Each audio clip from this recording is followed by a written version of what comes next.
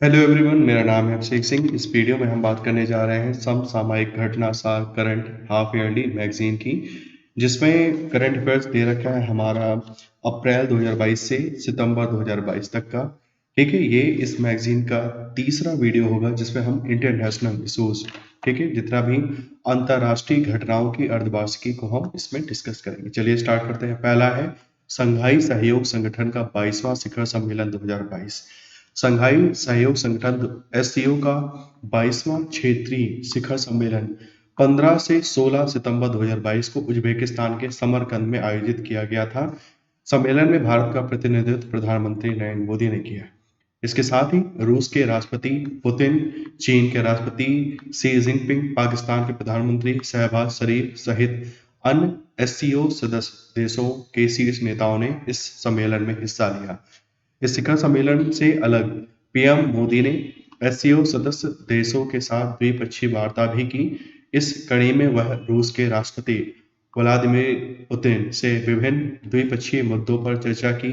इसके अलावा प्रधानमंत्री मोदी ने तुर्की के राष्ट्रपति एर्दोगन और उज्बेकिस्तान के राष्ट्रपति मिरजियोयेव से भी अलग से मुलाकात की। सम्मेलन में जिन वैश्विक मुद्दों पर चर्चा हुई वे इस प्रकार है। बात क्या हुई? वैश्विक अर्थव्यवस्था की।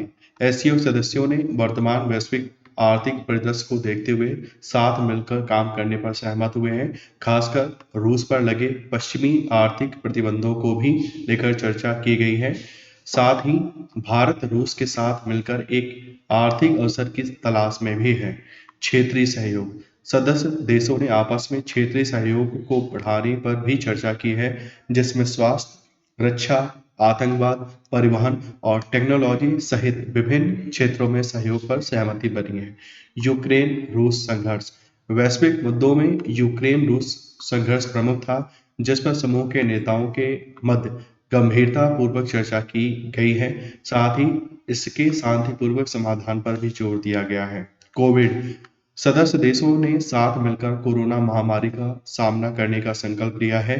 साथ ही इसके लिए जरूरी कदम उठाने में सहयोग करने का निर्णय लिया है।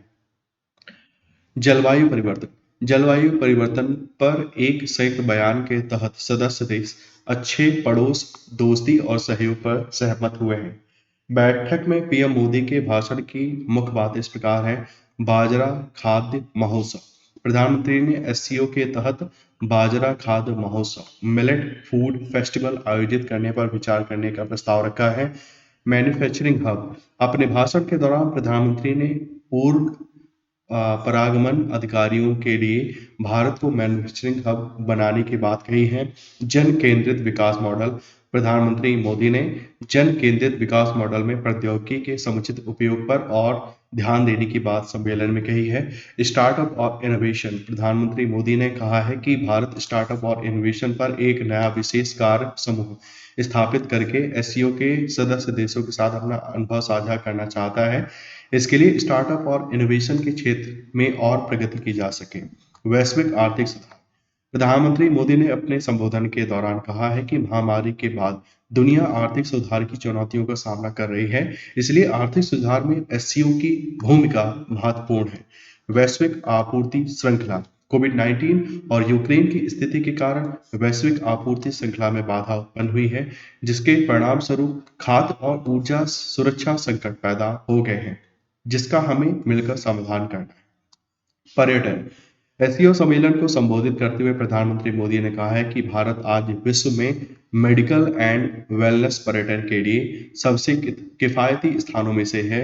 अप्रैल 2022 में गुजरात में डब्ल्यूएचओ वैश्विक पारंपरिक औषधि केंद्र, डब्ल्यूएचओ वैश्विक पारंपरिक औषधि केंद्र, ठीक है, ये क्वेश्चन यूपी पीसीएस में आया था, का उद्घाटन किया गया।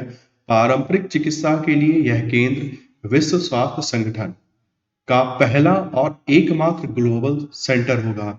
हमें एससीओ देशों के बीच ट्रेडिशनल मेडिसिन पर सहयोग बढ़ाना चाहिए, ये सब कहा गया है। वाराणसी एससीओ की पहली सांस्कृतिक एवं पर्यटन राजधानी। वाराणसी शहर को शिखर सम्मेलन के दौरान 16 सितंबर को संघाई सहयोग संगठन एससीओ की पहली सांस्कृतिक एवं पर्यटन राजधानी घोषित किया गया।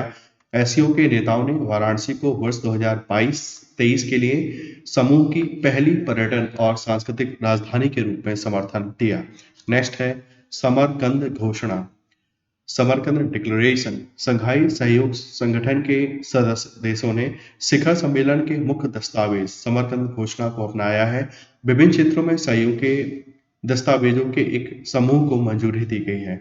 समरकंद घोषणा पत्र में क्षेत्रीय स्थिरता, सतत आर्थिक विकास, परिवहन और संचार संबंधों को मजबूत करने, सांस्कृतिक संवाद को गहरा करने पर सहमति बनी है। संयुक्त राष्ट्र सुरक्षा परिषद द्वारा लगाए गए प्रतिबंधों को छोड़कर आर्थिक प्रतिबंधों का एक तरफा उपयोग अंतर्राष्ट्रीय कानून सिद्धांतों के साथ असंगत घोषणा पत्र में बताया गया है। संसद देशों ने वर्तमान आर्थिक वास्तविकताओं के अनुकूल पर जोर देते हुए विश्व व्यापार संगठन (डब्ल्यूएचओ) के जल्द से जल्द समावेशी सुधार के महत्व पर जोर दिया है। एससीओ ने दुनिया भर में आतंकवादी कृत्यों की निंदा की और आतंकवाद का समर्थन करने वाली स्थितियों को खत्म करने का संकल्प लिया। एससीओ सदस्यों ने दुनिया में निरंतर परमाणु निशस्त्रीकरण के संकल्प को दोहराया है। एससीओ के विस्तार और अंतर्राष्ट्रीय सहयोग को मजबूत करने से क्षेत्र में सुरक्षा और स्थिरता सुनिश्चित करने में मदद मिलेगी। भारत को मिली एससीओ 2023 की मेजबानी। ठीक, अब ये बड़ा इंपॉर्टेंट है कि अगला एससीओ जो होना है वो कहाँ होगा? भारत में होगा। भारत अगले वर्ष 2023 में एससीओ शिखर सम्मेलन की मेजबानी करेगा। यह एससीओ का 23वां शिखर सम्मेलन होगा। भारत ने एससीओ की अगली अध्यक्षता उज्बेकिस्तान से ग्रहण करी है। इस अवसर पर चीन के राष्ट्रपति शी जिनपिंग ने भारत को इसके लिए शुभकामनाएं दी और पूर्ण सहयोग की बात कही है। एससीओ की विकास यात्रा कैसे स्टार्ट हुआ है? यह एससीओ एससीओ की बुनियाद वर्ष 1996 में शंघाई 5 के रूप में पड़ी थी। शंघाई कोऑपरेशन ऑर्गेनाइजेशन एक अंतर्राष्ट्रीय संगठन है, एक स्थायी अंतर्राष्ट्रीय संगठन। ठीक है, 15 जून 2001 को चीन की राजधानी शंघाई में इस संगठन के मौजूदा स्वरूप एससीओ को घोषणा हुई। संगठन की घोषणा के समय इसमें कजाकिस्तान, चीन, किर्गिस्तान, रूस, तजाकिस्तान और उज्बेकिस्तान ने हिस्सा लिया था। इससे पहले उज्बेकिस्तान को छोड़ ये सभी देश शंघाई 5 का हिस्सा थे। शंघाई 5 का उद्देश्य चीन, रूस समेत इन 5 देशों की सीमाओं पर तनाव कम करना था। वर्ष 1997 में मॉस्को में हुए समझौते के बाद ये देश सीमाओं से सैन्य जमावड़ा कम करने को सहमत हुए। इस वक्त एससीओ के सदस्य देशों की संख्या अब हो चुकी है 8। ठीक है, 8 सदस्य हैं। पिछले साल तुर्की को 9वां सदस्य बनाने की बात हुई थी। बेलारूस भी पूर्णकालिक सदस्यता चाहता है। फिलहाल भारत, चीन, रूस, पाकिस्तान, कजाकिस्तान, किर्गिस्तान, तजाकिस्तान और उज्बेकिस्तान इसमें शामिल हैं। ठीक है, तो ये एक बार कहीं नोट कर लीजिए, याद कर लीजिए। एससीओ में कौन कौन सी कंट्री हैं? भारत है, चीन है, रूस है, पाकिस्तान है, कजाकिस्तान है, किर्गिस्तान, तजाकिस्तान और उज्बेकिस्तान। 4 देशों किस किस को? अफगानिस्तान, बेलारूस, ईरान और मंगोलिया को एससीओ में पर्यवेक्षक का दर्जा मिला हुआ है। वहीं 6 देशों अजरबैजान, आर्मेनिया, कंबोडिया, नेपाल, तुर्की और श्रीलंका को एक संवाद भागीदार राष्ट्र मतलब डायलॉग पार्टनर का दर्जा प्राप्त हुआ है। इसका मुख्यालय कहाँ है? बीजिंग में है। इसके 8 सदस्य देशों में दुनिया की 41% से ज्यादा आबादी रहती है, जिसकी वैश्विक जीडीपी में 30% हिस्सेदारी है। संगठन में दुनिया के 4 परमाणु शक्ति संपन्न देश कौन कौन? रूस, चीन, भारत, पाकिस्तान शामिल हैं। नेक्स्ट है मानव विकास सूचकांक रिपोर्ट 2021-22। 8 सितंबर 2022 को संयुक्त राष्ट्र विकास कार्यक्रम यूएनडीपी का जारी मानव विकास सूचकांक 2021-22 United nation human development index में भारत 191 देशों में 132वें स्थान पर है। पिछले साल भारत 131वें स्थान पर था। रिपोर्ट के अनुसार कोविड-19 महामारी का प्रकोप, यूक्रेन पर रूस का आक्रमण और जलवायु संकट ने 90% देशों के मानव विकास सूचकांक पर प्रभाव डाला है। ये चुनौतियां भारत के मानव विकास मूल्य के लिए भी जिम्मेदार थीं, जो 2021-22 में 2020 की रिपोर्ट में 0.645 से गिरकर 0.633 हो गई है। नए विश्लेषण के अनुसार इस कमी ने देश को मध्यम मानव विकास श्रेणी में रखा है। यूएनडीपी की मानव विकास सूचकांक रिपोर्ट 2021-22 में जहां शीर्ष स्थान पर कौन है? शीर्ष स्थान पर है स्विट्जरलैंड, वहीं सबसे नीचे निम्नतम स्थान पर है दक्षिण सूडान, साउथ सूडान। ठीक है, सूचकांक में शामिल शीर्ष 10 देश। तो नंबर 1 बस याद करो, नंबर 1 पे है स्विट्जरलैंड, इनका एसडीआई जो वैल्यू है 0.962 था। भारत के पड़ोसी देशों चीन, भूटान, बांग्लादेश और श्रीलंका रैंकिंग में भारत से ऊपर हैं, वहीं नेपाल, पाकिस्तान और म्यांमार एसडीआई में भारत से नीचे हैं। मानव विकास सूचकांक में श्रीलंका को 73rd रैंक मिली है। इसी के साथ चीन को 79th, भूटान को 127, बांग्लादेश को 129, नेपाल को 143, म्यांमार को 149 और पाकिस्तान को 161वां स्थान मिला हुआ है। ठीक है, तो न्यूनतम सबसे नीचे कौन है? दक्षिण सूडान है। नंबर 1 पे कौन है? स्विट्जरलैंड है। ठीक है, और हाँ, यह रैंक किसी देश के स्वास्थ्य, शिक्षा और औसत आय की स्थिति को दर्शाता है। इसमें 4 मापदंडों पर मापा जाता है: जन्म के समय, जीवन प्रत्याशा, स्कूली शिक्षा के औसत वर्ष, स्कूली शिक्षा के अपेक्षित वर्ष और प्रति व्यक्ति सकल राष्ट्रीय आय जीएनआई। मानव विकास सूचकांक में भारत की स्थिति। वैश्विक रुझानों की तरह भारत के एसडीआई में 2018 में 0.645 से 2021 में 0.33 तक की गिरावट को जन्म के समय गिरती जीवन प्रत्याशा के लिए जिम्मेदार ठहराया जा सकता है। इसके अलावा भारत में स्कूली शिक्षा के अपेक्षित वर्ष 11.9 वर्ष है और स्कूली शिक्षा के औसत वर्ष 6.7 वर्ष है। वहीं प्रति व्यक्ति सकल राष्ट्रीय आय 5.25 लाख रुपए है। अंतर सरकारी संगठन ने स्वास्थ्य और शिक्षा में भारत के निवेश की सराहना की है, जिससे इसे 1990 के बाद से वैश्विक मानव विकास औसत के करीब आने में मदद मिली। संयुक्त राष्ट्र के अनुसार देश स्वच्छ पानी, स्वच्छता और सस्ती स्वच्छ ऊर्जा तक पहुंच में सुधार कर रहा है। हाल के दिनों में लिए गए नीतिगत निर्णयों ने कमजोर आबादी समूहों के लिए सामाजिक सुरक्षा तक पहुंच बढ़ा दी है। भारत को नवीनतम एसडीआई मान 0.633 के आधार पर मध्यम मानव विकास श्रेणी में रखा गया है। भारत 191 देशों की इस सूची में 132वें स्थान पर है। भारत का एसडीआई मान इतना है। ठीक है, बस इतना हमें और याद करना है, बाकी सब कोई आप इग्नोर कर सकते हो। इंडिया की रैंकिंग नंबर 1 पे कौन है, सबसे नीचे कौन है, किसने पब्लिश करी, कितने इंडिकेटर्स हैं, इसके अलावा कुछ भी याद करने वाला नहीं होता है। वर्ष 2020 में भारत इस सूची में 0.645 एसडीआई मान के साथ 131वें स्थान पर था। भारत ने लैंगिक विकास सूचकांक जेंडर डेवलपमेंट इंडेक्स में अपना 132वां स्थान बरकरार रखा है। भारत में महिला जीवन प्रत्याशा 71 से घटकर वर्ष 2021 में 68.8 वर्ष हो गई है। इसी अवधि में महिलाओं के लिए स्कूली शिक्षा का औसत वर्ष 12.6 से घटकर 11.9 वर्ष हो गया है। एचडीआई में 2019 में 0.645 से 2021 में 0.633 तक की गिरावट भारत की गिरती जीवन प्रत्याशा लाइफ एक्सपेक्टेंसी को दर्शाता है, जो सर्वेक्षण अवधि के दौरान 69.7 वर्ष से 67.2 वर्ष हो गई है।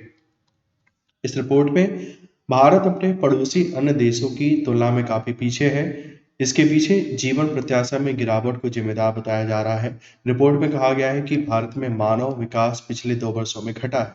मानव विकास रिपोर्ट एसडीआई वर्ष 1990 से जारी की जाती है, जिसने मानव विकास दृष्टिकोण के माध्यम से विभिन्न विषयों का पता लगाया है। इसकी परिकल्पना पाकिस्तानी अर्थशास्त्री महबूब उल हक ने की थी। यह मानव विकास रिपोर्ट संयुक्त राष्ट्र विकास कार्यक्रम यूएनडीपी के द्वारा प्रकाशित की जाती है। ठीक है, ये भी इंपॉर्टेंट फैक्ट है। इस रिपोर्ट का लक्ष्य अवसरों, विकल्पों और स्वतंत्रता के विस्तार में योगदान करना है। थीम मानव विकास रिपोर्ट 2021-22 की थीम क्या थी? अनिश्चित समय, अनसुलझा जीवन, परिवर्तन में एक दुनिया में हमारे भविष्य को आकार देना। इंग्लिश में क्या था? Uncertain time, unsettled lives, shaping our future in a world in transformation. ठीक है, तो इस तरह से ये टॉपिक खत्म हुआ। नेक्स्ट है अफ्रीकी देश अंगोला की खदान से दुर्लभ गुलाबी हीरा मिला है हमको। ठीक है, अफ्रीकी देश अंगोला में एक खदान से हाल ही में 170 कैरेट का शुद्ध दुर्लभ शुद्ध गुलाबी हीरा खोजा गया है। ये पिछले 300 वर्ष में मिलने वाला अब तक का सबसे बड़ा गुलाबी हीरा है। ऑस्ट्रेलियाई खनन कंपनी लुकापा डायमंड और उनके सहयोगियों ने अंगोला की लूलो खदान से दुर्लभ पत्थर की खोज की है। इसे लूलो रोज इसको लूलो रोज यानी लूलो का गुलाब नाम दिया गया है। लू कापा डायमंड कंपनी के निवेशकों को दिए एक बयान में कहा गया है कि ये इतिहास में अब तक मिलने वाला सबसे बड़ा गुलाबी हीरे में एक है। इस हीरे की खदान में अंगोला की सरकार भी एक साझेदार है। उसने ही हीरा मिलने का स्वागत किया है। ये एक टाइप सेकंड टाइप क्या बोला 2A टाइप पत्थर है जो प्राकृतिक पत्थरों के सबसे दुर्लभ और शुद्ध रूपों में से एक है। लूलो से मिला ये कीमती गुलाबी हीरा अंगोला को विश्व मंच पर एक महत्वपूर्ण खिलाड़ी के रूप में प्रदर्शित करता है। लूलो खदान से अब तक 100 कैरेट या इससे अधिक वजन के करीब 27 हीरे मिल चुके हैं। नेक्स्ट है 70 वर्षों तक ब्रिटेन पर शासन करने वाली महारानी एलिजाबेथ द्वितीय का हो गया है निधन। ठीक है, United kingdom of great Britain और उत्तरी आयरलैंड की महारानी एलिजाबेथ द्वितीय ब्रिटेन क्वीन एलिजाबेथ द्वितीय का निधन 8 सितंबर 2022 को हो गया। उन्होंने स्कॉटलैंड में आखिरी सांस ली। बर्किंघम पैलेस ने क्वीन एलिजाबेथ द्वितीय के निधन की घोषणा करी। क्वीन एलिजाबेथ 96 साल की थीं। उन्होंने 70 वर्षों तक ब्रिटेन पर राज किया था। वे 1952 में राजगद्दी पर बैठीं। उनके निधन पर कई देशों के राष्ट्रपति और प्रधानमंत्रियों समेत कई गणमान्य व्यक्तियों ने शोक जाहिर किया। उन्होंने अपने शासनकाल में कुल 90 देशों की सरकारी यात्रा की। महारानी का अंतिम संस्कार 19 सितंबर 2022 को शाही परंपरा के अनुसार वेस्टमिंस्टर एब में उनके पति प्रिंस फिलिप के बगल में दफनाया गया। उनके अंतिम संस्कार कार्यक्रम में भारत की ओर से राष्ट्रपति द्रौपदी मुर्मू ने हिस्सा लिया था। उनके निधन पर प्रधानमंत्री ने क्या कहा इसको हम नहीं पढ़ेंगे, आगे बढ़ते हैं। फिर महारानी की मृत्यु के बाद प्रिंस चार्ल्स ने किंग चार्ल्स थर्ड महाराजा चार्ल्स तृतीय के रूप में शपथ ग्रहण की। चार्ल्स ब्रिटिश सिंहासन पर बैठने वाले सबसे उम्र दराज 73 वर्ष के राजा हैं। महारानी का जन्म 21 अप्रैल 1926 को हुआ था। वह 7 दशक से विदेश की महारानी के तौर पर जिम्मेदारी संभाल रही थी। उन्होंने लंबे समय तक इस अहम परंपरा को निभाया। वह यूके और 14 अन्य देशों की महारानी थी। नेक्स्ट है 26वां राष्ट्रमंडल शिखर बैठक। 26वां राष्ट्रमंडल शासनाध्यक्षों की बैठक 20 से 25 जून 2022 तक किगाली, कहाँ है किगाली, रवांडा में है, वहां पर आयोजित की गई है। 22 जून 2022 को विदेश मंत्री डॉक्टर एस जयशंकर 26वीं राष्ट्रमंडल शासनाध्यक्षों की बैठक Commonwealth head of government meeting में भारतीय प्रतिनिधित्व का नेतृत्व करने के लिए रवांडा के 4 दिवसीय दौरे पर गए थे। इस शिखर सम्मेलन का विषय क्या था? Delivering a common future, connecting, innovating, transforming. Kigali में राष्ट्रमंडल शासनाध्यक्ष की बैठक के समापन पर लिविंग लैंड्स चार्टर की घोषणा करी गई। गैर बाध्यकारी इस चार्टर में उल्लेखित है कि सदस्य देश वैश्विक भूमि संसाधनों की रक्षा करेंगे और जलवायु परिवर्तन, जैव विविधता के ह्रास एवं स्थायी प्रबंधन की दिशा में कार्य करते हुए भूमि क्षरण को रोकेंगे। वैश्विक चुनौतियों के लिए राष्ट्रमंडल सदस्य देशों ने 4 परिणाम दस्तावेजों को स्वीकार किया, जिसमें शामिल हैं चोगम विज्ञप्ति, बाल देखभाल और संरक्षण सुधार पर किगाली घोषणा, सतत शहरीकरण पर घोषणा तथा Commonwealth living lands charter, a Commonwealth call to extend living lands. ठीक है, कॉल। राष्ट्रमंडल 54 देशों का एक स्वैच्छिक राजनीतिक संगठन है जिसकी स्थापना 1949 के लंदन घोषणा पत्र द्वारा की गई थी। इस संघ के अधिकांश देश ब्रिटिश साम्राज्य के उपनिवेश थे। ठीक है, जहां जहां ब्रिटेन की कॉलोनी थी ज्यादातर देश वैसे ही हैं। इसका मुख्यालय लंदन में है। वर्ष 2024 में चोगम के 27वें शिखर सम्मेलन की मेजबानी समोआ के द्वारा की जाएगी। यह पहला प्रशांत देश है जिसे यह मेजबानी मिली है। भारत की जलवायु प्रतिज्ञाओं की महत्वाकांक्षा में चौथा और अनुपालन में पांचवा स्थान। वैज्ञानिक पत्रिका नेचर क्लाइमेट चेंज में 8 सितंबर 2022 को प्रकाशित एक नए अध्ययन के अनुसार पेरिस समझौते के लिए भारत को अद्यतन जलवायु प्रतिज्ञा के अनुपालन में पांचवा और महत्वाकांक्षा में चौथा स्थान दिया गया है। इस अध्ययन रिपोर्ट में 8 देश अमेरिका, चीन, ऑस्ट्रेलिया, सऊदी अरब, रूस, दक्षिण अफ्रीका, ब्राजील, साथ ही यूरोपीय संघ शामिल हैं, जबकि यूरोपीय संघ ईयू ने इसमें सी स्थान प्राप्त किया है। संयुक्त राष्ट्र अमेरिका यूएस को अनुपालन में नीचे और महत्वाकांक्षा में दूसरे स्थान पर रखा गया है। पेरिस समझौते के लगभग सभी हस्ताक्षरकर्ताओं ने जलवायु परिवर्तन पर संयुक्त राष्ट्र सम्मेलन के 26वें सत्र के दौरान अपनी जलवायु प्रतिबद्धताओं को अद्यतन किया है। अनुपालन श्रेणी के शीर्ष देश, तो नंबर 1 पे कौन था? यूरोपीय यूनियन था। ठीक है। महत्वाकांक्षा श्रेणी के देश में नंबर 1 पे कौन था? यूरोपियन यूनियन था। महत्वाकांक्षा श्रेणी में भारत की रैंकिंग 4 थी और ऊपर वाला मतलब अनुपालन श्रेणी में भारत की रैंकिंग कितनी थी? भारत की रैंकिंग 5 थी। ठीक है। जलवायु परिवर्तन और इसके नकारात्मक प्रभावों से निपटने के लिए पेरिस में संयुक्त राष्ट्र जलवायु परिवर्तन सम्मेलन COP21 में विश्व के नेताओं ने 12 दिसंबर 2015 को ऐतिहासिक पेरिस समझौता पर हस्ताक्षर किया था। ठीक है। COP21 यूपीपीसीएस में 2 बार ऑलरेडी पूछा जा चुका है। ठीक है। COP21 कहाँ हुआ था? पेरिस में हुआ था। बहुत बड़ा गेम चेंजर है ये क्लाइमेट चेंज के इतिहास में। लिज ट्रस ब्रिटेन की तीसरी महिला प्रधानमंत्री। ठीक है। आज की डेट में देखा जाए तो ऋषि सुनक बन चुके हैं नए प्रधानमंत्री, तो अब ये हिस्ट्री है। लिज ट्रस ब्रिटेन की तीसरी महिला प्रधानमंत्री बनी है और इनको ज़्यादा पढ़ने की जरूरत नहीं है क्योंकि अब ये इन्होंने अपनी पोस्ट से दे दिया है इस्तीफा। बहुत भरा भरा है इन्होंने खूब इसमें मैटर भर दिया, इतना इंपॉर्टेंट नहीं है हमारे लिए। आगे बात करते हैं। स्कॉटलैंड सरकार पीरियड प्रोडक्ट्स निःशुल्क उपलब्ध कराने वाली दुनिया की पहली सरकार बन गई। ठीक है।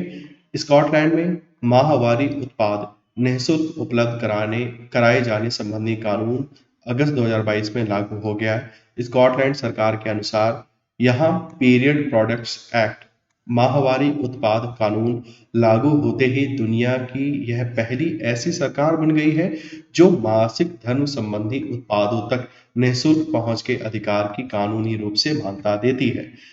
इस नए कानून के अंतर्गत विद्यालयों, महाविद्यालयों और विश्वविद्यालयों एवं स्थायी सरकारी निकायों के लिए यह अनिवार्य कर दिया गया है कि वे अपने शौचालयों में टैम्पॉन और सैनिटरी नैपकिन समेत माहवारी संबंधी विभिन्न उत्पाद उपलब्ध कराएं। स्कॉटलैंड सरकार ने शैक्षणिक संस्थानों में माहवारी संबंधी उत्पाद निःशुल्क उपलब्ध कराने के लिए 2017 से लाखों रुपए पहले ही खर्च किए हैं, लेकिन कानून लागू होने से अब यह कानूनी अनिवार्यता बन गया है। इसके अलावा एक मोबाइल फोन एप्लीकेशन भी उपलब्ध कराया गया है जिसकी मदद से स्थानीय पुस्तकालय या सामुदायिक केंद्र जैसे ऐसे निकटतम स्थान का पता लगाया जा सकता है जहां से माहवारी संबंधी उत्पाद लिए जा सकते हैं। यह विधेयक 2020 में वहां की संसद में सर्वसम्मति से पारित किया गया था।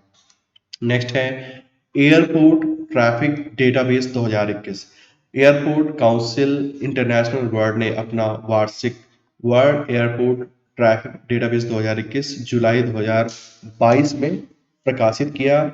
इस डेटाबेस में वैश्विक हवाई यातायात रैंकिंग की जानकारी दी गई है। विश्व हवाई अड्डा यातायात डेटा सेट उद्योग का सबसे व्यापक हवाई अड्डा सांख्यिकीय डेटाबेस है जिसमें 180 से अधिक देशों और क्षेत्रों में 2600 से अधिक हवाई अड्डों के लिए हवाई अड्डा यातायात का आकलन है। यह 3 क्षेत्रों में दुनिया के हवाई अड्डों पर हवाई परिवहन की मांग के बारे में दृष्टिकोण पेश करता है। इसमें मुख्य रूप से यात्री, अंतर्राष्ट्रीय और घरेलू, एयर कार्गो, माल और मेल और विमान की आवाजाही पर अध्ययन किया गया है। रिपोर्ट के महत्वपूर्ण बिंदु। 2021 में दुनिया के हवाई अड्डों ने 4.6 बिलियन यात्रियों को समायोजित किया है, जो वर्ष 2020 से 28.3% की वृद्धि है और 2019 के परिणामों की तुलना में 49.5% की गिरावट को दर्ज करता है। वैश्विक यातायात के 19% का प्रतिनिधित्व करने वाली शीर्ष 20 हवाई अड्डों ने 2020 से 42.9% की वृद्धि या 2019 के परिणामों में 31.9% की गिरावट दर्ज करी है।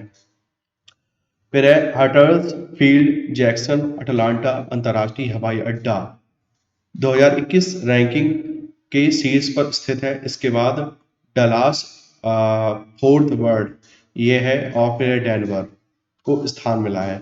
दुनिया में व्यस्त हवाई अड्डों की सूची में दिल्ली स्थित इंदिरा गांधी अंतर्राष्ट्रीय हवाई अड्डा 13वें स्थान पर है, जबकि 2020 में इसकी रैंकिंग 16वीं थी। ठीक है, तो इंडिया की तरफ से देखा जाए तो इंदिरा गांधी अंतर्राष्ट्रीय हवाई अड्डा जो दिल्ली में है वो 13वें स्थान पर है, व्यस्तता की पॉइंट ऑफ व्यू से देखा जाए तो।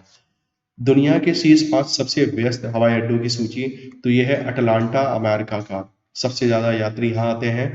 फिर Dallas fort America, Denver America, Chicago America, Los Angeles America, Indira Gandhi international Bharat का है 13वें नंबर पर। टॉप 5 पे कौन है? सब अमेरिकन एयरपोर्ट है। नेक्स्ट है संयुक्त राष्ट्र महासभा में स्वच्छ पर्यावरण को मानव अधिकार के रूप में मान्यता। संयुक्त राष्ट्र महासभा यूएनजीए ने 28 जुलाई 2022 को एक प्रस्ताव पारित किया है जो स्वस्थ पर्यावरण को मानव अधिकार के रूप में मान्यता देता है। भारत ने इस प्रस्ताव के पक्ष में मतदान किया है। इस प्रस्ताव के अनुसार स्वच्छ, स्वस्थ और सतत पर्यावरण तक पहुंच एक सार्वभौमिक मानवाधिकार है। 193 सदस्यीय महासभा में 161 मतों के साथ इस प्रस्ताव को पारित किया है। हालांकि बेलारूस, कंबोडिया, चीन, इथोपिया, ईरान, किर्गिस्तान, रूस और सीरिया ने खुद को मतदान से दूर रखा, जबकि भारत ने प्रस्ताव के पक्ष में मतदान करते हुए संकल्प की प्रक्रिया और सार पर अपनी चिंता व्यक्त की है। प्रस्ताव इस बात की पुष्टि करता है कि मानव अधिकार को बढ़ावा देने के लिए अंतर्राष्ट्रीय पर्यावरण के सिद्धांतों के तहत बहुपक्षीय पर्यावरण समझौतों के पूर्ण कार्यान्वयन व कानून की आवश्यकता है। यूएन महासभा में ये प्रस्ताव मूल रूप से कोस्टारिका, मालदीव्स, मोरक्को, स्लोवेनिया और स्विट्जरलैंड ने जून 2022 में प्रस्तुत किया था। संयुक्त राष्ट्र में भारत के स्थायी मिशन के सलाहकार आशीष शर्मा ने कहा, भारत बेहतर पर्यावरण के लिए किसी भी प्रयास का समर्थन करता है और अंतर्राष्ट्रीय सहयोग को आगे बढ़ाने के लिए तैयार है, लेकिन इसके बावजूद हमारी कुछ चिंताएं हैं, जिसके तहत हम संकल्प के ऑपरेटिव पैराग्राफ 1 से खुद को अलग करने के लिए बाध्य हैं। ठीक है, उन्होंने कहा है कि अब जो भी कुछ टेक्निकलिटीज होंगी, संकल्प पैराग्राफ 1 में लिखा है कि यूएनजीए मानव अधिकार के रूप में स्वच्छ, स्वस्थ और टिकाऊ पर्यावरण के अधिकार को मान्यता देता है। नेक्स्ट है जर्मनी ने लॉन्च की दुनिया की हाइड्रोजन से चलने वाली ट्रेन। ठीक है, दुनिया की पहली हाइड्रोजन चलने वाली ट्रेन कहाँ? जर्मनी ने लॉन्च करी। डायरेक्ट क्वेश्चन पूछा जा सकता है। 24 अगस्त 2022 को जर्मनी में हाइड्रोजन से चलने वाली यात्री ट्रेनों का दुनिया का पहला बेड़ा लॉन्च किया गया, जो 15 डीजल ट्रेनों की जगह लेगी। पहले लोअर सैक्सोनी राज्य में गैर विद्युतीकृत पटरियों पर यह संचालित होती थी। 14 ट्रेनें हाइड्रोजन ईंधन कोशिकाओं का उपयोग बिजली उत्पन्न करने के लिए करती हैं, जो इंजनों को शक्ति प्रदान करता है। हाइड्रोजन ट्रेनों में कोई प्रदूषण नहीं होता, नहीं ये ट्रेन शोर करती है। इस ट्रेन के संचालन पर केवल भाप व वेपराइज्ड वाटर का उत्सर्जन होता है। जर्मन सरकार ने जीवाश्म ईंधन के स्वच्छ विकल्प के रूप में हाइड्रोजन के उपयोग का विस्तार करने का समर्थन किया है। इसके अलावा इसमें इतना कुछ खास इंपॉर्टेंट नहीं, थोड़ा यहाँ पे ये लिखा है कि 93 मिलियन यूरो, 92 मिलियन डॉलर की यह परियोजना लोअर सैक्सोनी को अपनी अर्थव्यवस्था को हरित बनाने के प्रयासों के लिए एक उत्कृष्ट उदाहरण थी। ठीक है, बाकी इतना इंपॉर्टेंट नहीं था, हटाइए, आगे चलते हैं। ब्रिक्स का 14वां शिखर सम्मेलन। 5 देशों के समूह ब्रिक्स कौन कौन है? ब्राजील, रसिया, इंडिया, चाइना और साउथ अफ्रीका का 14वां शिखर सम्मेलन 23 से 24 जून 2022 को संपन्न हुआ चीन की मेजबानी। ठीक है, ये क्वेश्चन ऑलरेडी मेरे ख्याल से पूछा जा चुका है यूपीपीसीएस में या यूपी ट्रिपल एस की किसी एग्जाम में। तो चीन की मेजबानी में हुआ था। ठीक है, चीन की मेजबानी में यह सम्मेलन वर्चुअल तरीके से आयोजित किया गया था। पांचों सदस्य देशों के प्रमुख रूसी राष्ट्रपति पुतिन थे, चीन के शी जिनपिंग हैं, इंडिया के लिए मोदी जी गए होंगे, ब्राजील के बोल्सोनारो हैं, दक्षिण अफ्रीका के साइरिल रामाफोसा ये राष्ट्रपति इस टाइम, भारत के प्रधानमंत्री नरेंद्र मोदी ने वर्चुअल तरीके से ही पारस्परिक महत्व के मुद्दों पर चर्चा इस सम्मेलन में की। यह तीसरा अवसर था जब ब्रिक्स शिखर सम्मेलन का आयोजन वर्चुअल तरीके से हुआ। इससे पूर्व नवंबर 2020 में इस समूह का रूस की मेजबानी में 12वां शिखर सम्मेलन तथा सितंबर 2021 में भारत की मेजबानी में 13वां शिखर सम्मेलन भी वर्चुअल तरीके से ही आयोजित हुआ था। ठीक है, अब इसमें एक चीज और याद करने वाली, इसकी थीम क्या थी? क्वेश्चन पूछा जाता है थीम पर। थीम ये है इसकी, foster high quality BRICS partnership usher in a new era for global development. ठीक है, हिंदी में उच्च गुणवत्ता वाली ब्रिक्स साझेदारी को बढ़ावा देना, वैश्विक विकास के लिए एक नए युग की शुरुआत करना। ठीक है, ये सब इसकी थीम थी। वाले इस 14वें शिखर सम्मेलन में व्यापार, आतंकवाद के विरुद्ध संघर्ष, स्वास्थ्य, परंपरागत औषधियों, पर्यावरण आदि के अतिरिक्त बहुराष्ट्रीय मंचों पर ब्रिक्स देशों में आपसी सहयोग आदि के मुद्दे चर्चा के विषयों में शामिल थे। ठीक है, और इसमें इतना कुछ इंपॉर्टेंट नहीं, यहाँ पर एक चीज यहाँ पे थोड़ा लिखा गया है कि ब्रिक्स नेताओं ने 23 जून को आतंकवाद रोधी, व्यापार, विकास, स्वास्थ्य, पारंपरिक चिकित्सा, पर्यावरण विज्ञान, नवाचार, कृषि, तकनीकी, व्यावसायिक शिक्षा, कोविड-19 महामारी व बहुपक्षीय प्रणाली में सुधार आदि मुद्दों पर चर्चा करी थी। इसके अलावा एक इम्पोर्टेंट फैक्ट यह है कि ब्रिक्स पहचान को मजबूत करने तथा ब्रिक्स रेलवे रिसर्च नेटवर्क के लिए ऑनलाइन डेटाबेस की स्थापना तथा एमएसएमई के बीच सहयोग मजबूत करने का आह्वान भारत ने किया है।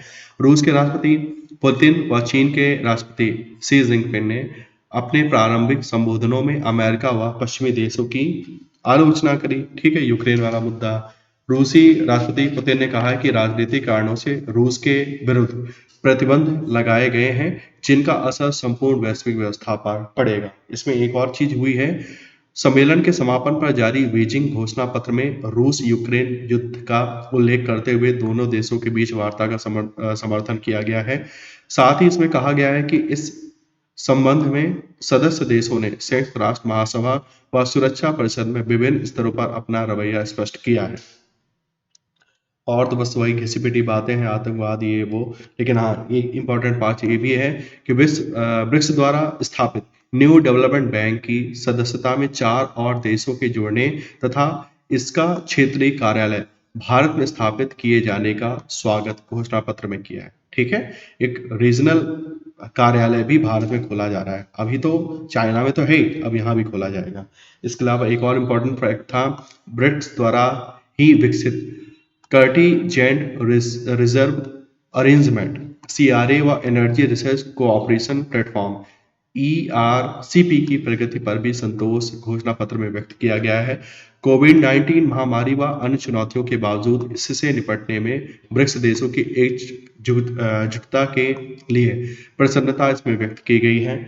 और 2021-22 तथा 2022-23 में सुरक्षा परिषद में रहते हुए क्रमशः ब्राजील और भारत के सहयोग के प्रति प्रशंसा घोषणा पत्र में की गई है। वर्ष 2023 में, अब ये मोस्ट इंपॉर्टेंट है, वर्ष 2023 में ब्रिक्स के 15वें शिखर सम्मेलन की मेजबानी अब दक्षिण अफ्रीका में होगी। ठीक है, 15वां शिखर सम्मेलन, ब्रिक्स शिखर सम्मेलन 2023 कहाँ होना है? दक्षिण अफ्रीका में होना है। ठीक है, इंपॉर्टेंट है, इसको याद करना है। आगे चलते हैं। G7 सदस्य देशों का 48वां शिखर सम्मेलन, विश्व के औद्योगिक रूप से संपन्न 7 देशों के समूह G7 का 48वां शिखर सम्मेलन जर्मनी के चांसलर ओलाफ सोल्ज की मेजबानी में स्लास एल्मो, ठीक है, स्लास एल्मो में 27 से 28 जून 2022 को संपन्न हुआ था।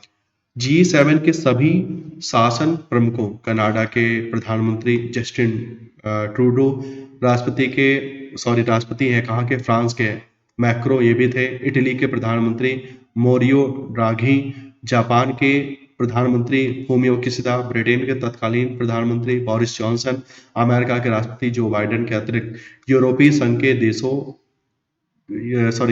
संघ के दोनों वरिष्ठ अधिकारी, यूरोपीय आयोग की अध्यक्षता उर्सुला वॉन डेर लेयन व यूरोपीय परिषद के अध्यक्ष चार्ल्स मिशेल इस शिखर सम्मेलन में उपस्थित थे। विशेष आमंत्रितों में भारत के प्रधानमंत्री नरेंद्र मोदी के अतिरिक्त अर्जेंटीना के राष्ट्रपति अल्बर्टो फर्नांडिस, इंडोनेशिया के राष्ट्रपति जोको विडोडो, दक्षिण अफ्रीका के राष्ट्रपति साइरिल रामफोसा, सेनेगल के राष्ट्रपति मैकी साल भी शामिल थे। यूक्रेन के राष्ट्रपति जेलेंस्की ने वर्चुअल तरीके से इस शिखर सम्मेलन में अपनी उपस्थिति दर्ज कराई। और इसमें इतना कुछ इंपॉर्टेंट नहीं है, सीधा यहाँ पर एक चीज ये दे रखी है कि चीन की महत्वाकांक्षी BRI belt and road initiative परियोजना के सटीक जवाब के लिए G7 देशों ने संपूर्ण विश्व में अगले कुछ वर्षों में ढांचागत परियोजनाओं पर $600 अरब खर्च करने के कार्यक्रम की घोषणा करी। एक तो ये इंपॉर्टेंट था कि BRI का मुंहतोड़ जवाब देना है, इन्होंने ऐसा बोला है। एक ये चीज इंपॉर्टेंट थी। इन सब के अतिरिक्त ग्लोबल फूड सिक्योरिटी पर भी एक घोषणा पत्र G7 सम्मेलन में जारी किया गया था। ठीक है, बाकी वही सब घिसी-पिटी बातें रखी रहती हैं। और ये एक और इम्पॉर्टेंट है, ये मोस्ट इम्पॉर्टेंट है, G7 का 45वां शिखर सम्मेलन कब होना है? 2023 में होना। और कहाँ होना है? जापान में प्रस्तावित है। ठीक है, तो ये बड़ा इंपॉर्टेंट है याद करने के लिए, क्योंकि अगला कहाँ होना है ये ज्यादा पूछा जाता है। अब क्या है चर्चा में? खुब्स गुल झील, ये क्या है? 16 जून 2022 को मंगोलिया के खुब्स गुल झील राष्ट्रीय उद्यान को यूनेस्को के द्वारा बायोस्फीयर रिजर्व के विश्व नेटवर्क में जोड़ा गया है। यह निर्णय फ्रांस के पेरिस में आयोजित international coordination council of man and biosphere programme, international coordinating council of man and biosphere programme के 34वें सत्र के दौरान लिया गया। तो ये जो झील थी खुसगुल झील उत्तरी मंगोलियाई प्रांत खुसगुल में रूसी सीमा के पास स्थित है। यह झील मंगोलिया के मीठे पानी का 70% हिस्सा कवर करती है। यह मात्रा के हिसाब से मंगोलिया की सबसे बड़ी ताजे पानी की झील है। क्षेत्रफल की दृष्टि से यह मंगोलिया की दूसरी सबसे बड़ी झील है। यह झील समुद्र तल से लगभग 1645 मीटर की ऊंचाई पर स्थित है। यह झील बैकाल झील से लगभग 200 किलोमीटर पश्चिम में स्थित है। अब बात करते हैं ग्लोबल लिवेबिलिटी इंडेक्स 2022, विश्व में रहने योग्य अच्छे शहरों की रैंकिंग। ग्लोबल लिवेबिलिटी इंडेक्स, ठीक है, ग्लोबल लिवेबिलिटी इंडेक्स के आधार पर ब्रिटेन के इकोनॉमिस्ट ग्रुप के इकोनॉमिस्ट इंटेलिजेंस यूनिट EIU द्वारा प्रतिवर्ष निर्धारित की जाती है। और EIU की वर्ष 2022 के लिए अगस्त 2022 में जारी ऐसी रैंकिंग में प्रमुख 173 शहरों के लिए ग्लोबल लिवेबिलिटी इंडेक्स आकलित किया गया है। इसमें भारत के 2 शहर हैं, कौन? दिल्ली और मुंबई, क्रमशः 112वें और 117वें स्थान पर हैं। दोनों ही शहरों की रैंकिंग पिछले वर्ष की तुलना में मामूली सुधार हुआ है। ठीक है, पिछले वर्ष 2021 में भी ग्लोबल लिवेबिलिटी रिपोर्ट में भारत के दिल्ली व मुंबई ही शामिल थे। तब 140 शहरों में से इनकी रैंकिंग 118 और 119वें नंबर पे थी। EIU की वर्ष 2022 की रैंकिंग में सर्वोच्च 99.1 मान के साथ सी स्थान पर ऑस्ट्रियाई शहर वियना है। नंबर 1 पे कौन है? वियना है। जबकि कोपेनहेगन व ज्यूरिख नंबर 2 और 3 स्थान पर हैं। वर्ष 2021 की EIU रैंकिंग में शीर्ष 2 स्थान पर क्रमशः ऑकलैंड न्यूजीलैंड व ओसाका जापान थे। ठीक है, पुराना है मत याद करो, बस लेटेस्ट याद करो। जो ग्लोबल लिवेबिलिटी इंडेक्स 2022 की दृष्टि से रहने योग्य शीर्ष 10 शहर कौन है? नंबर 1 पे कौन है? वियना, कहाँ है? ऑस्ट्रेलिया में। नंबर 2 पे कोपेनहेगन है, डेनमार्क का। और नंबर 3 पे है ज्यूरिख, कहाँ है? स्विट्जरलैंड का। ठीक है, इसके अलावा हमें याद करना नहीं है, इसके अलावा जितना याद करेंगे दिक्कत होगी। तो हमें नंबर 1 पे कौन है? वियना है। और भारत की तरफ से केवल 2 शहर हैं, कौन कौन? मुंबई और दिल्ली। दिल्ली की रैंकिंग जिसमें 112 और मुंबई की रैंकिंग 117। बाकी इसको छोड़ दीजिए, आगे बढ़ते हैं। अब इसमें ये भी इन्होंने लिखा है कि सीरिया की राजधानी है दमिश्क, ठीक है। अब सीरिया की राजधानी क्या है, ये भी क्वेश्चन पूछा जा सकता है। ठीक है, क्वेश्चन पूछा जाता ही है, पीईटी में हर साल क्वेश्चन पूछा ही जा रहा है राजधानी पे। तो सीरिया की राजधानी क्या है, दमिश्क है। ठीक है, इस सूचकांक में 173 में शहरों की वर्ष 2000 सूची में सबसे निचले 172वें स्थान पर था। ठीक है, और इतना बाकी सब इतना इम्पोर्टेंट नहीं है। हाँ, यहाँ पे ये चीज़ और थोड़ा इम्पोर्टेंट है कि ईआईयू के ग्लोबल लिवेबिलिटी इंडेक्स का आकलन 5 प्रमुख मानदंडों के आधार पर किया जाता है। ठीक है, पहला है स्थिरता, स्टेबिलिटी, जिसका भारांक वेटेज है 25%। फिर है संस्कृति एवं पर्यावरण, इसका भारांक मतलब कल्चर एंड एनवायरमेंट, इसका भारांक है 25%, 50% तो ये हो गया। फिर है हेल्थ केयर, इसका वेटेज है 20%, शिक्षा 10%, इंफ्रास्ट्रक्चर 20%। तो ये हमारे 5 इसके बेसिस थे। नेक्स्ट है global peace index 2022। Global peace index 2022 सबसे पहले इसको लॉन्च कौन करता है, पब्लिश कौन करता है? सिडनी स्थित institute for economics and peace, institute for economics and peace की वर्ष 2022 के ग्लोबल पीस इंडेक्स में 163 देशों में 135वां स्थान भारत को दिया गया है। ठीक है, तो अब देखो इसमें हमें क्या क्या याद करना है। पहला तो किसने पब्लिश करा है? Institute for economics and peace, कहाँ का है? सिडनी का। कितने देश थे? 163 देश थे। उसमें भारत की रैंकिंग क्या है? भारत की रैंकिंग 135वीं है। ठीक है, और भी बाकी बहुत सारी कहानी लिखी है, उतनी याद नहीं करना में। और नंबर 1 पे कौन था इस रैंक इस रिपोर्ट के अनुसार? विश्व शांति सूचकांक सर्वाधिक शांति वाले शीर्ष 12 देशों की बात की जाए तो सबसे ज्यादा शांति कहाँ है?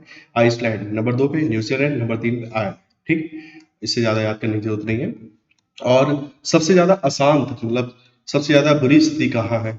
तो उसमें देखा जाए तो अफगानिस्तान सबसे नीचे है, उसके ऊपर यमन है और उसके ऊपर सीरिया है। ठीक है, तो एक तरीके से देखा जाए सबसे बुरी हालत है अफगानिस्तान में, सबसे अच्छी हालत है आइसलैंड में। और इसमें और भी अन्य देशों की वो दे रखा है, इतना हमारे लिए इंपॉर्टेंट नहीं है, बस भारत की जान लो। भारत 135वें नंबर पर है। ठीक है, भारत की रैंकिंग 135वीं है, हमारा स्कोर इतना है, स्कोर की भी जरूरत नहीं है। तो बस इसमें इतना ही था और कुछ याद करने की जरूरत नहीं है। नेक्स्ट है पर्यावरण निष्पादन सूचकांक 2022। फिर से हमें वही 4-5 चीजें याद करनी है कि सबसे पहले किसने पब्लिश करा है? पर्यावरण के मामले में विभिन्न देशों के निष्पादन का आकलन विश्व आर्थिक मंच, वर्ल्ड इकोनॉमिक फोरम WEF के सहयोग से येल व कोलंबिया विश्वविद्यालय द्वारा विभिन्न मानकों के आधार पर किया जाता है। ठीक है, तो इसको वर्ल्ड इकोनॉमिक फोरम किसके किसके येल और कोलंबिया विश्वविद्यालय के सहयोग से इसको पब्लिश करा। ठीक है, इसके मानक क्या है? इसके मानक है वायु प्रदूषण, पेयजल गुणवत्ता, वृक्षा वृक्षादित आदि मानकों के आधार पर यह पर्यावरण निष्पादन सूचकांक एनवायरमेंटल परफॉर्मेंस इंडेक्स जारी किए जाते हैं। अब बात की जाए 2022 की रिपोर्ट की, तो वर्ष 2022 की यह एनवायरमेंट परफॉर्मेंस इंडेक्स रिपोर्ट जून 2022 में जारी की गई, जिसमें कुल 180 देशों को शामिल किया गया। और इस रिपोर्ट का कहना है कि भारत की इसमें रैंकिंग सबसे निचला मतलब 180 देशों में हम 180वें पोजीशन पे है, 180th रैंक दी गई है। ठीक है, लेकिन पिछले 2021 में 168 नंबर पे थे। अभी इस रिपोर्ट का कहना है कि भारत 180वें नंबर पर है। कंट्रोवर्सी है, हो सकता है क्वेश्चन पूछा भी जाए। 2022 की इस रिपोर्ट में कहा गया है कि एयर क्वालिटी के बेहद खतरनाक स्तर तथा ग्रीन हाउस गैसों की तेजी से बढ़ रहे उत्सर्जन के कारण भारत को 180 देशों की इस सूची में सबसे निचला स्थान दिया गया है, ऐसा इस रिपोर्ट का कहना है। ठीक है, और सॉरी, और भी बाकी देशों की दे रखी है, हमें वहां पे नहीं घुसना, हम सीधा यहाँ पे मतलब की चीज याद करते हैं। नंबर 1 पे कौन? इस रिपोर्ट का कहना है कि पर्यावरण निष्पादन सूचकांक 2022 के शीर्ष 10 देशों में नंबर 1 पे है डेनमार्क, नंबर 2 पे है यूके, नंबर 3 पे फिनलैंड, नंबर 4 पे है माल्टा, नंबर 5 पे स्वीडन। इससे ज्यादा याद करने की जरूरत नहीं है। ठीक है, नंबर 1 पे कौन है? डेनमार्क। डेनमार्क के बाद और सबसे नीचे की बात की जाए तो अभी हमने बात कर ली, भारत को इस रिपोर्ट ने सबसे अंतिम पोजीशन दिया है और भारत ने इस रिपोर्ट को एक्सेप्ट नहीं किया है। ठीक है ना, भारत सरकार ने पर्यावरण निष्पादन सूचकांक 2022 में देश को दी गई सबसे निचली 180वीं रैंक को स्वीकार करने से इनकार कर दिया है। पर्यावरण मंत्रालय ने कहा है कि सूचकांक में प्रयोग किए गए सूचक अनुमानों व अवैज्ञानिक तरीकों पर आधारित है। मंत्रालय के वक्तव्य में कहा गया है कि सूचकांक में कई सूचक निराधार मान्यताओं पर आधारित है। ठीक है, तो ये गवर्नमेंट का आर्गुमेंट था। तो अब ये बस हमें यही याद करना है, इससे ज़्यादा और कुछ इन्फॉर्मेशन याद करने की जरूरत नहीं है। नेक्स्ट है tech cities the global intersection of talent and real estate report. तो एशिया प्रशांत क्षेत्र में शीर्ष प्रौद्योगिकी केंद्रों की इस सूची में चीन के बीजिंग के बाद भारत का बेंगलुरु दूसरे स्थान पर है। संपत्ति सलाहकार कुसमैन एंड वेकफील्ड ने यह जानकारी दी।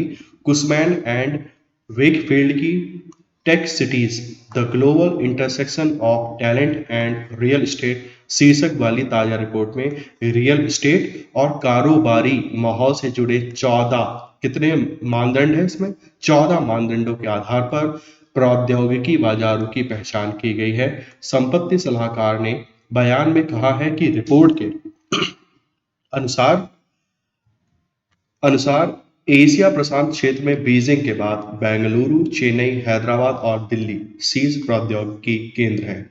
ठीक है, तो इसमें बस इतना ही याद करने वाला है। बाकी कितने रोजगार सृजन किए गए वो सब इतना इम्पोर्टेंट नहीं है। आगे चलते हैं। जापान, इक्वाडोर, माल्टा, मोजाम्बिक व स्विट्जरलैंड यूएनओ के नए अस्थायी सदस्य बनाए गए। ठीक है, जापान, इक्वाडोर, माल्टा, मोजाम्बिक व स्विट्जरलैंड संयुक्त राष्ट्र सुरक्षा परिषद के नए अस्थायी सदस्य 1 जनवरी 2023 से होंगे। परिषद की 2 वर्ष मतलब 2023 से 2024 की सदस्यता के लिए संयुक्त राष्ट्र महासभा में इनका चुनाव 9 जून 2022 को किया गया। नए चुने गए इन सदस्यों में स्विट्जरलैंड एवं माल्टा को जहां पश्चिमी यूरोप व अन्य देशों के क्षेत्र से, जापान को एशिया प्रशांत क्षेत्र से, इक्वाडोर को लैटिन अमेरिकी व कैरिबियाई क्षेत्र से, मोजाम्बिक को अफ्रीका क्षेत्र से चुना गया है।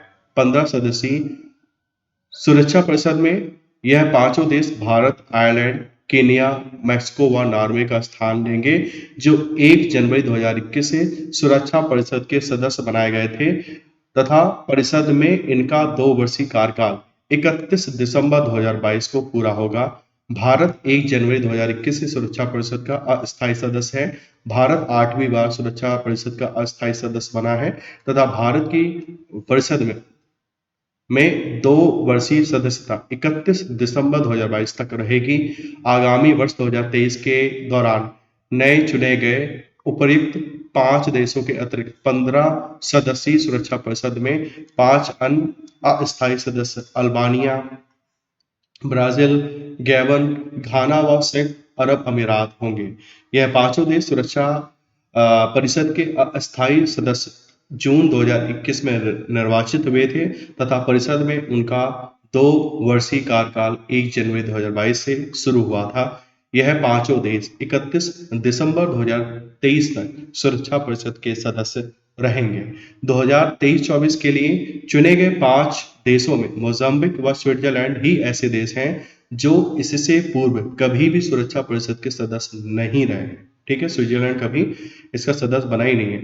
जापान को 12वीं बार, इक्वाडोर को 3 बार और माल्टा को दूसरी बार यह अवसर मिला है। इसके साथ हंगरी के राजनयिक कसावा कुरुसी संयुक्त राष्ट्र महासभा के 77वें सत्र के अध्यक्ष सर्वसम्मति से 7 जून 2022 को निर्वाचित हुए हैं। महासभा का 77वां सत्र 13 सितंबर 2022 से प्रारंभ हो चुका है।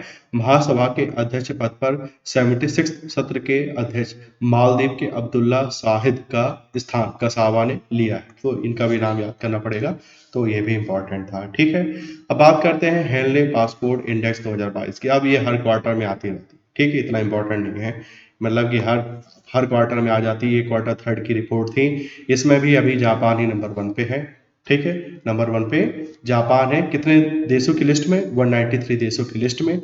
इसमें बस इंडिया की रैंकिंग और देख लेते हैं। हाँ, हेनले पासपोर्ट इंडेक्स 2022 में भारत 87वें स्थान पर है। भारत के लोग 60 देशों में बिना वीजा या वीजा ऑन अराइवल के द्वारा यात्रा कर सकते हैं। भारत के साथ मैरिटानिया और तजाकिस्तान की भी रैंकिंग 87 है। ठीक है, नंबर 1 पे जापान, नंबर 87 पे भारत है। और ये क्वार्टर 3 वाली रिपोर्ट है। अभी क्वार्टर 4 भी आ जाएगा कुछ दिनों बाद। ठीक है, तो इतना इंपॉर्टेंट नहीं है, बस वो पब्लिश करते रहते हैं, हम भी पढ़ लेते हैं। नए समूह आई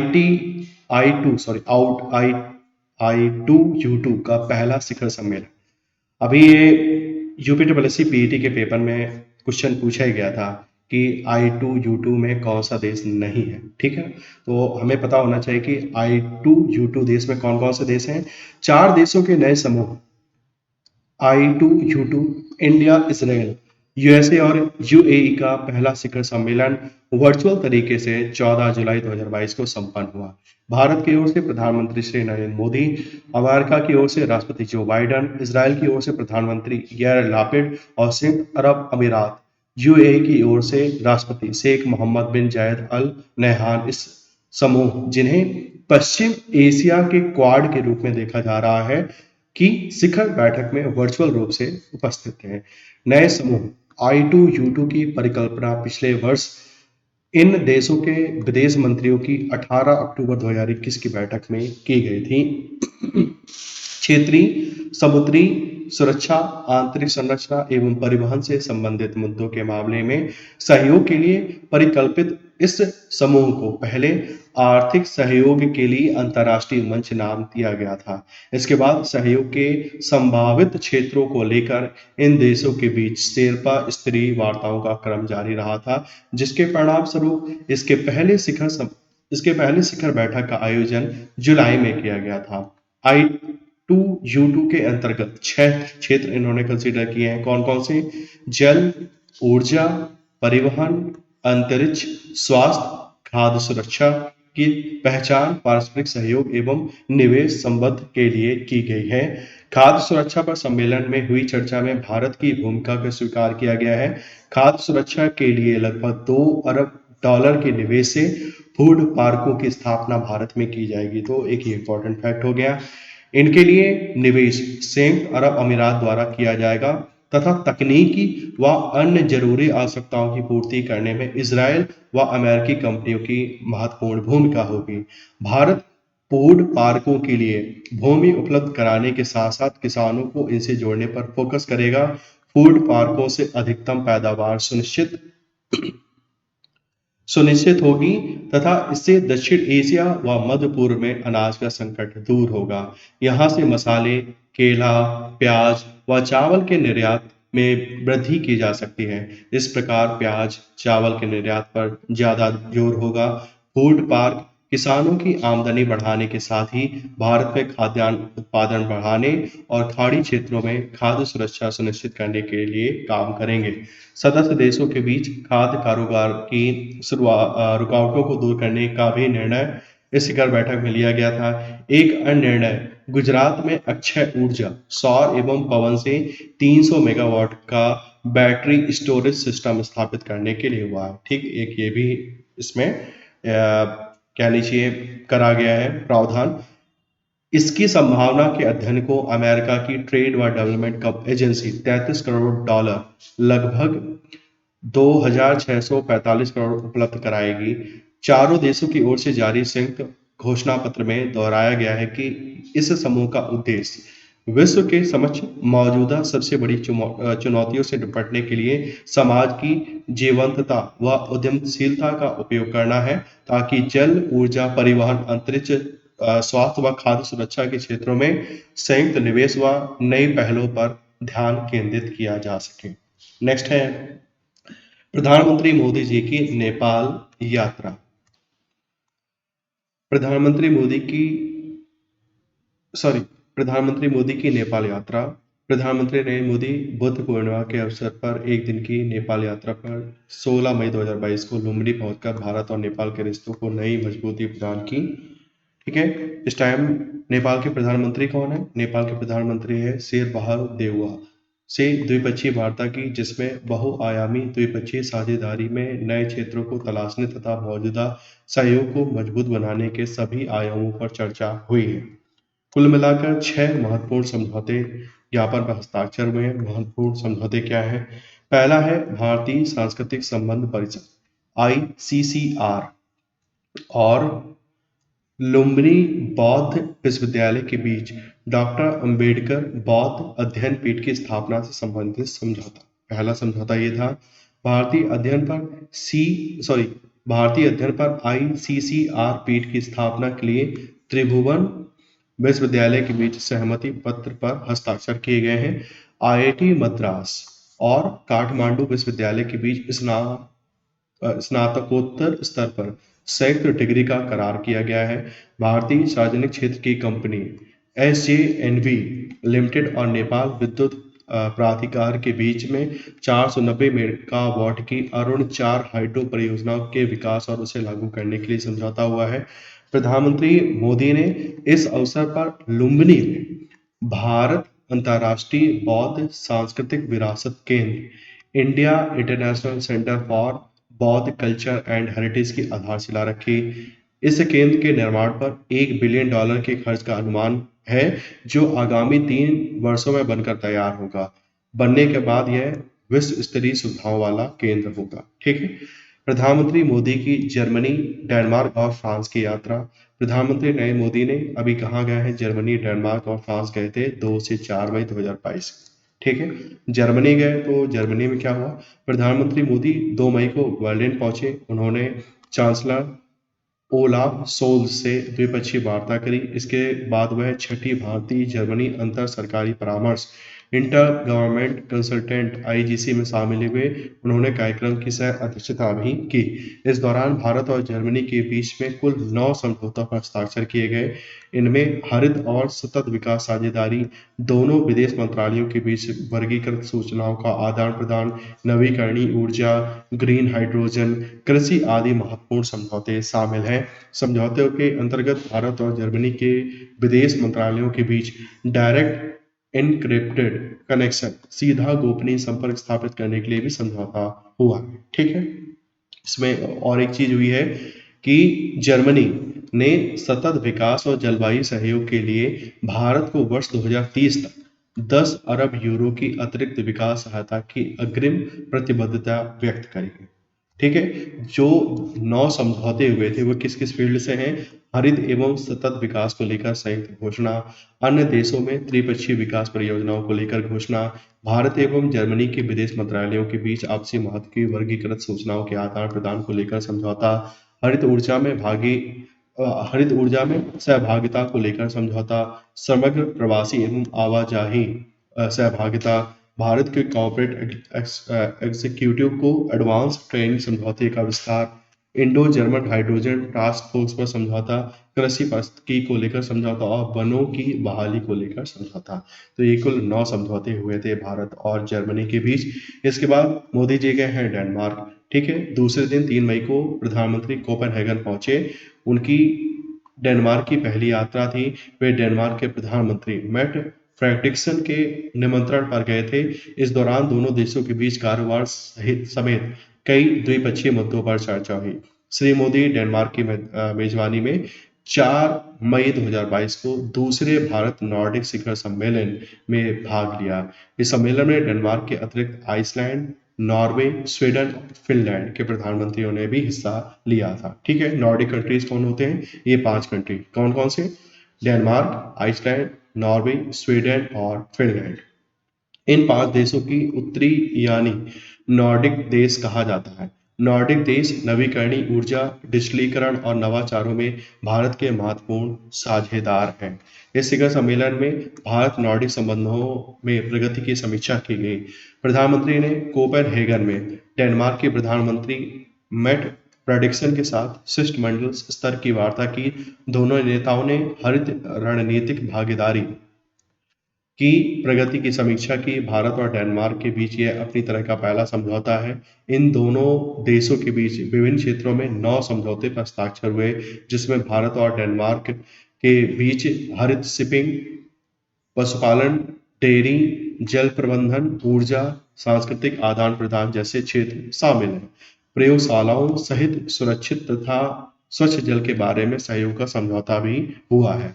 नॉर्डिक देशों के शिखर सम्मेलन में विस्तारित संयुक्त राष्ट्र सुरक्षा परिषद में भारत की स्थायी सदस्यता के लिए अपना समर्थन इन देशों ने दोहराया। ठीक है। इन्होंने कहा कि भाई हम आपको स्थायी सदस्यता के लिए बोलेंगे संयुक्त राष्ट्र सुरक्षा परिषद में।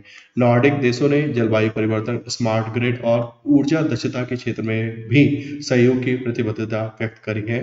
ज्ञातव्य है कि भारत और नॉर्डिक शिखर सम्मेलन पहला शिखर सम्मेलन 2018 में हुआ था, कहाँ? स्टॉकहोम, स्वीडन में। इसके बाद मोदी जी गए कहाँ? फ्रांस। फ्रांस को पहुंचे ये 4 मई को, ठीक है। फ्रांस के जो राष्ट्रपति हैं इमैनुअल मैक्रो, उनके साथ उनकी मीटिंग हुई और क्षेत्रीय और वैश्विक महत्व के कई मुद्दों पर चर्चा करी इन्होंने। फिर चर्चा में भारत फ्रांस रणनीतिक साझेदारी की मौजूदा ताकत और सफलता को बढ़ाने की बात की गई। भारत और फ्रांस ने माना कि वो एक दूसरे को हिंद प्रशांत क्षेत्र में प्रमुख साझेदार के रूप में देखते हैं। इस दौरान दोनों देशों ने यूक्रेन के खिलाफ रूस की सैन्य कार्रवाई के मद्देनजर क्षेत्रीय और वैश्विक मुद्दों पर भी विचार विमर्श किया। मतलब कुछ खास नहीं हुआ, बस बातें हुई, ठीक है। फिर है विश्व प्रेस स्वतंत्रता सूचकांक 2022। पहली चीज कौन पब्लिश करता है इसको? इसको फ्रांस स्थित रिपोर्टर्स विदाउट बॉर्डर्स, ठीक है। विश्व प्रेस स्वतंत्रता सूचकांक, वर्ल्ड प्रेस फ्रीडम इंडेक्स, कौन? रिपोर्टर्स विदाउट बॉर्डर्स इसको पब्लिश करता है। कहाँ का है? फ्रांस का। इस रिपोर्ट में कुल 180 देशों को शामिल किया गया था। सूचकांक में नॉर्वे को शीर्ष स्थान प्राप्त हुआ, वहीं उत्तरी कोरिया को सबसे निचले स्थान पर रखा गया है, ठीक है। तो सूचकांक के शीर्ष 5 देश में नंबर 1 पे कौन है? नॉर्वे है, डेनमार्क है, स्वीडन है, एस्टोनिया और फिनलैंड। हमें बस नंबर 1 याद करना, नंबर 1 पे है नॉर्वे। सबसे नीचे कौन है? सबसे नीचे है उत्तर कोरिया, ठीक है। सबसे बुरा हाल उत्तर कोरिया का है। और भारत की रैंकिंग क्या है? भारत है सूचकांक में, भारत 41 के स्कोर के साथ 150वें स्थान पर, ठीक है। यहाँ पे दे रखा है भारत की रैंकिंग कितनी है। भारत की रैंकिंग है 150। बस हमें सिर्फ इतना याद करना है, भारत की रैंकिंग 150। नंबर 1 पे नॉर्वे, सबसे लास्ट पे है उत्तर कोरिया।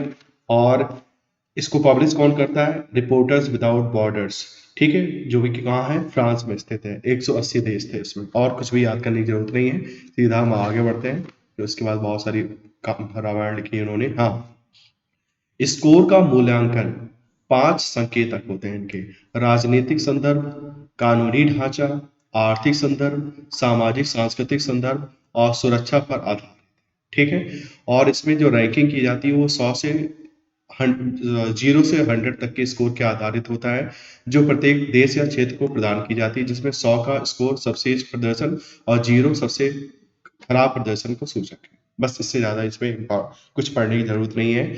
अब बात करते हैं इम्पैक्ट रैंकिंग 2022 किसने पब्लिश करी है? टाइम्स हायर एजुकेशन, THE ने इसको पब्लिश करा है। इम्पैक्ट रैंकिंग का 2022वां संस्करण 28 अप्रैल 2022 को जारी किया गया, ठीक है। विश्वविद्यालय की स्थिति जो संयुक्त राष्ट्र के सतत विकास लक्ष्यों के आकलन पर आधारित है, 4 व्यापक क्षेत्रों अनुसंधान, प्रबंधन, आउटरीच और शिक्षण पर निर्भर करती है। इस रैंकिंग में भारत के 8 विश्वविद्यालय दुनिया के शीर्ष 300 विश्वविद्यालय में शामिल, ठीक है। रैंकिंग में नंबर 1 पे कौन है? वेस्टर्न सिडनी यूनिवर्सिटी ऑस्ट्रेलिया शीर्ष पर है। इसके बाद एरिजोना स्टेट यूनिवर्सिटी अमेरिका और वेस्टर्न यूनिवर्सिटी कनाडा का स्थान मिला, ठीक। इंडिया के हमारे 8 यूनिवर्सिटीज हैं। नंबर 1 पे वेस्टर्न सिडनी यूनिवर्सिटी ऑस्ट्रेलिया की है, उसके बाद एरिजोना स्टेट यूनिवर्सिटी अमेरिका की, इसके बाद है वेस्टर्न यूनिवर्सिटी कनाडा की। इसके बाद इतने देश हैं और क्या है। अब देखा जाए तो दक्षिण एशिया में इससे पहले एक और चीज ये थोड़ा देख लेते हैं। भारत रैंकिंग में संयुक्त चौथे सबसे अधिक प्रतिनिधित्व करने वाला देश है, ठीक है। भारत के कुल 64 विश्वविद्यालय शामिल किए गए हैं। दक्षिण एशिया में अमृता विश्व विद्यापीठम को समग्र तालिका में 41वें स्थान पर रखा गया है, जबकि लवली प्रोफेशनल यूनिवर्सिटी ओवरऑल प्रदर्शन में शीर्ष 100 में 74वें स्थान पर, ठीक है। Times Higher Education THE impact ranking 2022 द्वारा कलकत्ता विश्वविद्यालय को के सभी केंद्रीय राज्य सहायता प्राप्त सार्वजनिक विश्वविद्यालयों में पहला स्थान प्रदान किया गया है। कलकत्ता विश्वविद्यालय ने defence work and economic growth उप श्रेणी में विश्व स्तर पर 14वां स्थान प्राप्त किया है। बाकी और यूनिवर्सिटीज कौन सी हैं? तो ये सब यूनिवर्सिटीज के नाम पूरे दे रखे हैं। Vellore institute of technology, UP Jindal global university, Shoolini university, Chitkara university, MIT university, Kalinga industrial technology university आदि जैसे आदि ये सब यूनिवर्सिटीज है जैसे संस्थान सूची में शीर्ष 800 विश्वविद्यालयों में शामिल। नेक्स्ट है दक्षिण कोरिया CCDCOE में शामिल होने वाला पहला एशियाई देश। बस इतना ही याद करना है इसमें, और कुछ याद करने वाला नहीं है इसमें। दक्षिण कोरिया उत्तर अटलांटिक संधि संगठन, मतलब नाटो की बात हो रही है, North Atlantic Treaty Organization, NATO के Cooperative Cyber Defence Centre for Excellence, ठीक है, Cooperative Cyber Defence Centre for Excellence, जिसको शॉर्ट में बोला जाता है CCDCOE, में 5 मई 2022 को शामिल होने वाला पहला एशियाई देश बन गया। ठीक है, तो इसमें बस इतना ही याद हमको करना है। एक चीज और इसमें याद हमने देखनी है कि साइबर सिक्योरिटी रिसर्च ट्रेनिंग को ध्यान में रखते हुए इसकी स्थापना 2008 में की गई थी। अभी इसमें 32 देश शामिल हैं, जिसमें 27 नाटो के सदस्य हैं और 5 गैर नाटो देश हैं। ठीक है, इसमें और कुछ भी याद करने वाला नहीं है, सीधा अगले चलते हैं अगली रिपोर्ट पे। वो है सिप्री की trends in world military expenditure report 2021। ठीक है, सिप्री मतलब Stockholm International Peace Research Institute. इन्होंने एक रिपोर्ट लेके आए हैं, trends in world military expenditure report 2021। अभी यूपीएससी पीटी के क्वेश्चन पेपर में ये क्वेश्चन पूछा गया था। ठीक है, तो trends in world military expenditure report 2021 शीर्षक से प्रकाशित किया गया। रिपोर्ट के अनुसार भारत का सैन्य खर्च अमेरिका और चीन के बाद दुनिया में तीसरा सबसे अधिक है। ठीक है, भारत सेना पर पूरी दुनिया में तीसरे नंबर पे है खर्चे के मामले में। नंबर 1 पे है अमेरिका, नंबर 2 पे है चीन। ठीक है, भारत सैन्य खर्च 2021 में 76.6 बिलियन खर्चा किया है। ओके, इसके बाद अमेरिका की बात की जाए तो अमेरिका ने यहाँ सबसे लास्ट में दे रखा है, अमेरिका का सैन्य खर्चा कितना है, 801 बिलियन डॉलर। ठीक है, जो कि इसकी जीडीपी का 3.5% है। उसी तरह चाइना की बात की जाए तो चाइना ने 293 बिलियन डॉलर किया है, जो कि उनकी जीडीपी का 1.7% है। ठीक है, और हाँ, इसमें यही था। और एक ही चीज यहाँ पे और थोड़ा दे रखा है, वर्ष 2021 में सर्वाधिक सैन्य खर्च करने वाले देश संयुक्त राष्ट्र अमेरिका रहा। इसके बाद चीन दूसरे नंबर पे है, भारत तीसरे नंबर पे है, यूनाइटेड किंगडम चौथे और रूस 5वें नंबर पर है। ठीक है, तो ये जितने 5 कंट्रीज हैं, ये पूरा जो पूरी दुनिया का सैन्य खर्चा है उसका 62% केवल यही है। ठीक है, और उसमें भी अमेरिका और चीन का पूरी दुनिया का 52% केवल ये आर्मी पे खर्च कर रहा है, अमेरिका और चाइना। ठीक है, चलिए, इंटरनेशनल इशूज जितने थे वो डिस्कस हो गए। अगले वीडियो में हम आर्थिक घटनाओं के अर्धवार्षिकी वाला जो सेक्शन है इसको कंप्लीट करेंगे। तब तक के लिए टेक केयर। यदि आपने चैनल अभी तक सब्सक्राइब नहीं किया है तो kindly subscribe the channel. Thank you.